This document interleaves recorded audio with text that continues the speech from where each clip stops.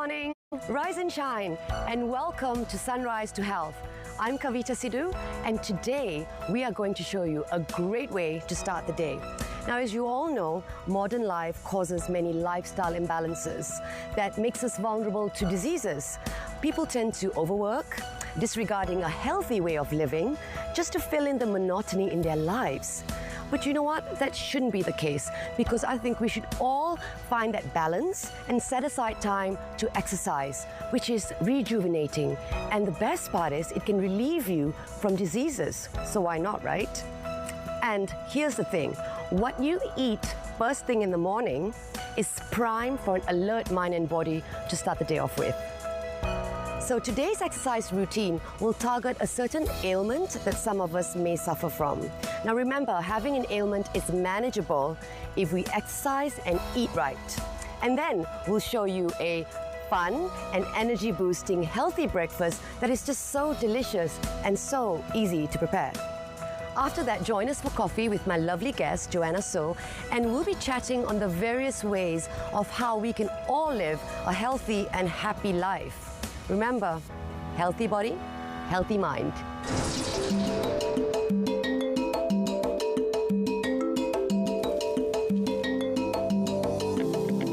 Thank you, Kavita. Good morning, everyone. I am Nini, and today I will be sharing with you breathing exercises and exercises technique that will help us strengthen our lungs to help heal our respiratory organs, especially if we have diseases or illnesses similar to asthma. Joanne on my right will be demonstrating the full pose alongside with me, and Fitrina on my left will be doing easier variations, especially if you are suffering from back injuries or any wrist problems. If you're ready, let's start with our first breathing exercise for today. We are going to start by placing our left hand to the left hemisphere of the chest where the heart is, and right hand placed on the belly to keep the spine sitting upright. We are going to first take a breath in a count of 3 on the inhalation, and we're going to exhale in the same length.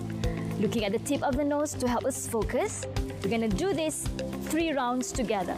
Inhale through the nose, making sound as if waves are washing through our throat. And same duration, exhale through the nose, making whirring sound around the throat as well. 2 more. Inhale in a count of 5, feeling our chest rising. And exhale in a count of 5 as well. For the last exercise, we are going to increase the count to 7. Inhale in a count of 7.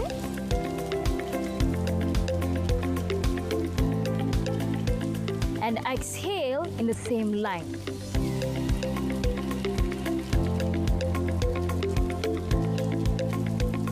Release your hands.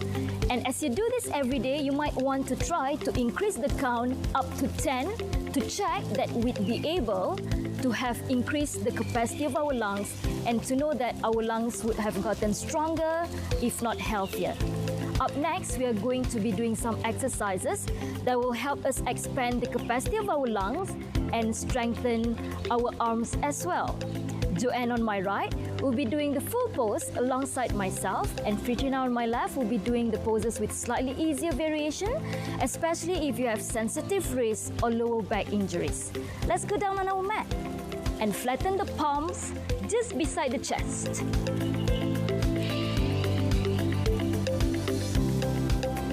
So if you're taking the easier variations, like Fitrina, you might want to flatten the whole of your palms so that when you come up, your elbows will be at a 90-degree angle. And if you're going to take the full variation like myself and Joanne, you're going to start with your palms placed just beside the chest. You're all going to come up on an inhalation. Do not straighten the arms, but just try to come up pressing the belly button to the floor, looking straight and holding this pose for a count of 5 or about 3 breaths or longer. This pose is called Cobra pose.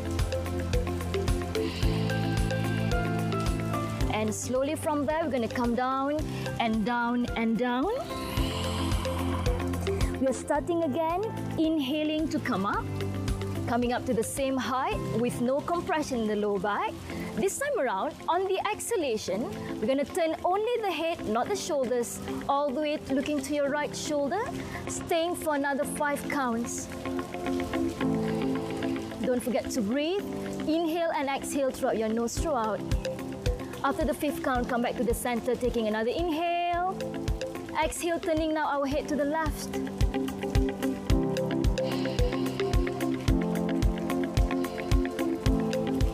Coming back to the center, inhale again and exhale, come back down and staying here for a couple of breaths. And we're going to move on to our next exercise.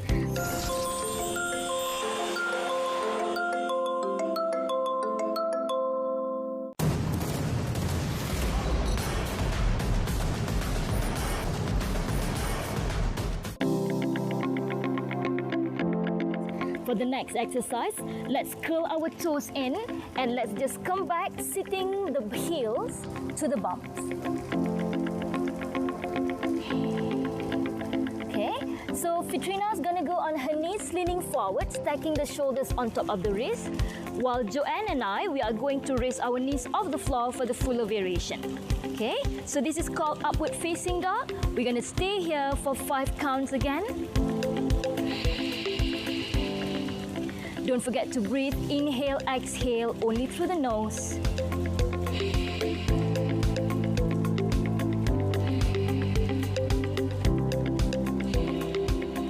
After the 5th count, you're going to turn your toes in. If you're doing easier variation like Fitrina, you're just going to sit back, sitting your bum on your heels, just looking forward.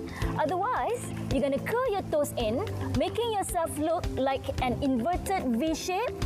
Staying here for another count of 5, looking forward and keeping your breath long, steady and even.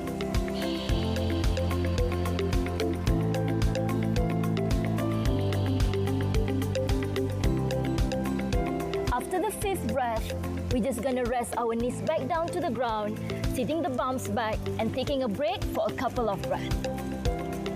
Checking again that our breath are long, even and steady.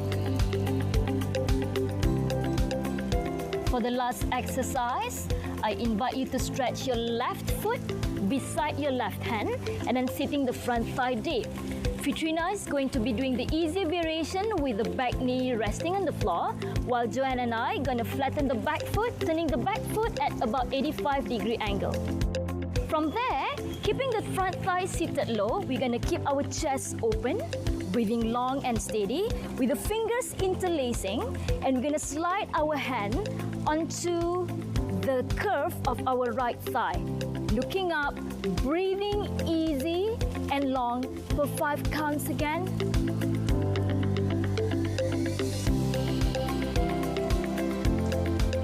This is not an easy pose to breathe in, but the more challenging it gets, the more we know that our lungs are working its way to tone themselves. After the 5th count, keeping the front thigh set down and low, we are going to try to raise our hands up to the ceiling and lower the head beside the foot to the big toe side of the foot. Another 5 breaths here.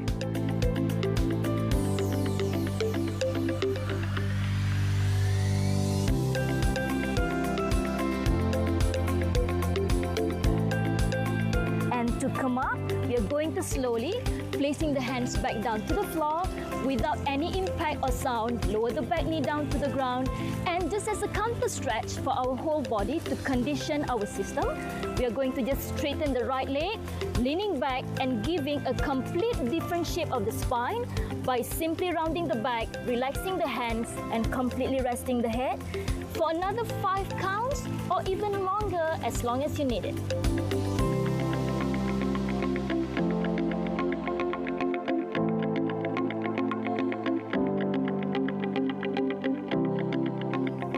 When you're done, sit back again, and if you wish, you could perform the first breathing exercise that we did, just to check whether you would have or you would be able to breathe a little bit longer. Otherwise, you might want to try to repeat this exercise first thing in the morning, about 2 to 3 times a week, and making sure that breath are always done throughout the nose. Inhale and exhale are long and even. Happy trying and have a good day.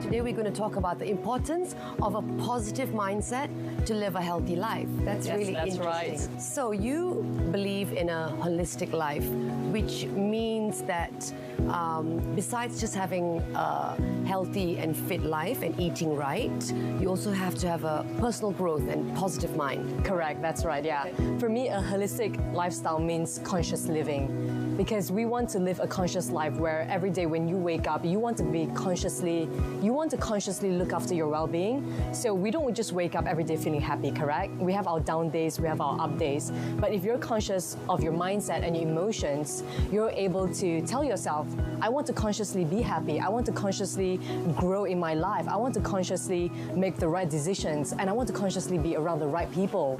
So for me, it's conscious living rather than just let life carry you and drag you through. Be conscious and lead your life and create the life that you want for yourself. Excellent. I really do believe in that. So just for the sake of for the audience to understand, when you say having a positive mindset, does that mean that when you have a fit life, it means that you live a positive life? Is that what it is? Well, living a fit life can contribute to a positive mindset, but a fit person doesn't necessarily mean that he or she is a positive person. I'm sure you might have come across people who are really fit, really good looking, but they have a really negative self-image and really negative, they're constantly having negative self-talk. So with people like that, I believe that they tend to seek self-assurance only on the outside. They're not looking within. Right. Therefore, no matter how much you worked out, no matter how good you look on the outside, if you don't train your mind, that is going to be a constant struggle. So yes, it is important to train your body, but it is more important to train your mind and to find that self-assurance, that self-love and positive self-image.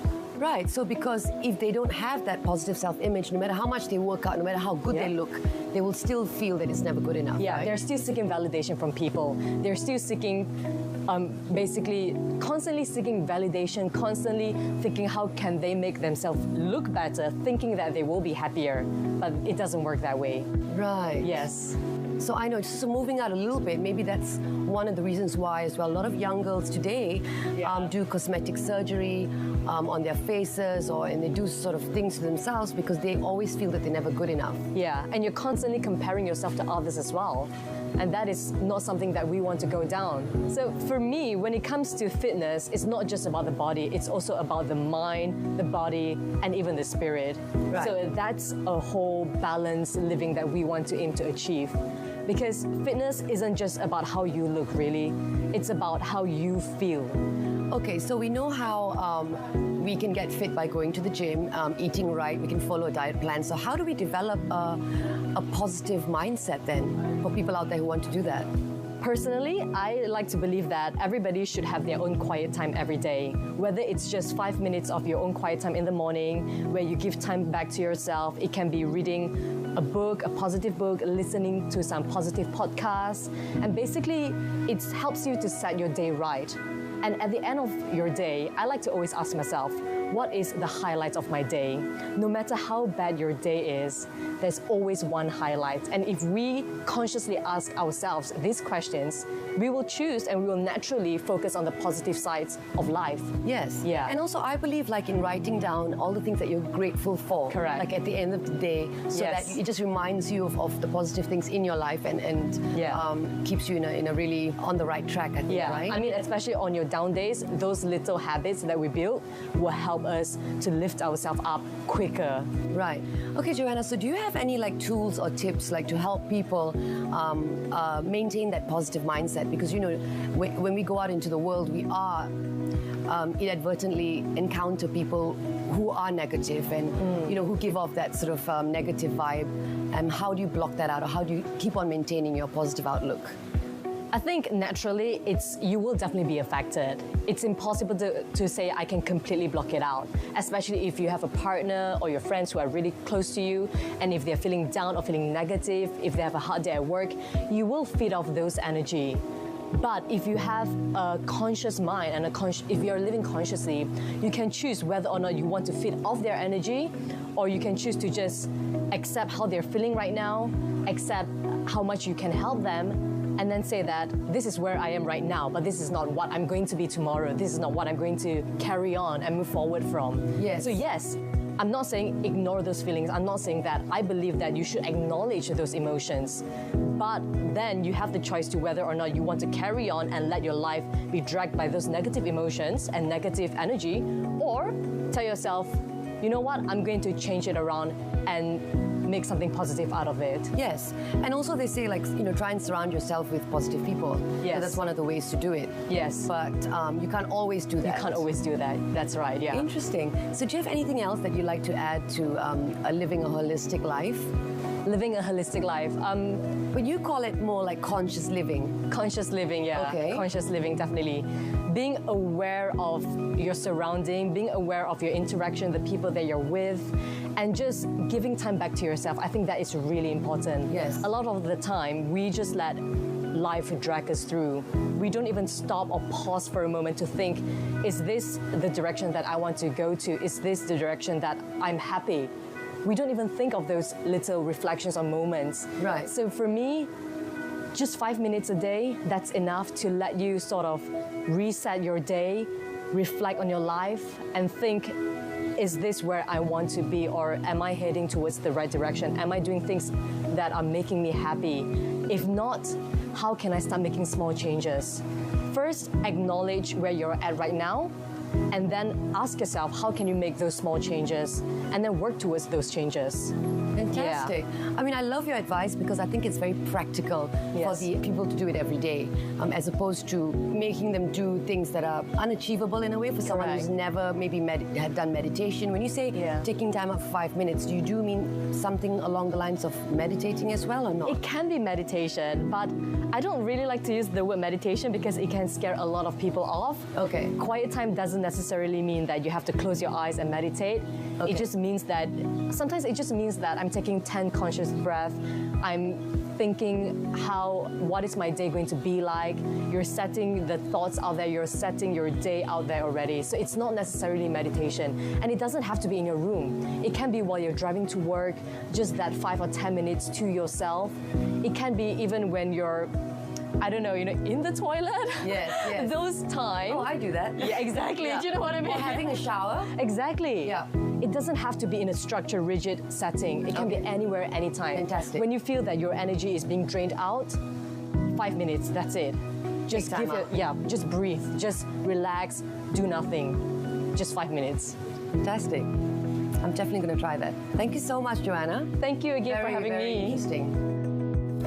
Well, that's all that we have for today, and I hope that we've inspired you to lead a healthier and happier life. And remember, a healthy body, a healthy mind. Bye.